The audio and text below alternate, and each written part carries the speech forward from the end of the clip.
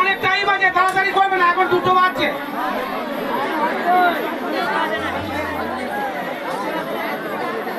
এবার শুরু করো, শুরু করো, ভাতটা শুরু করো, ভাতটা তরকারি।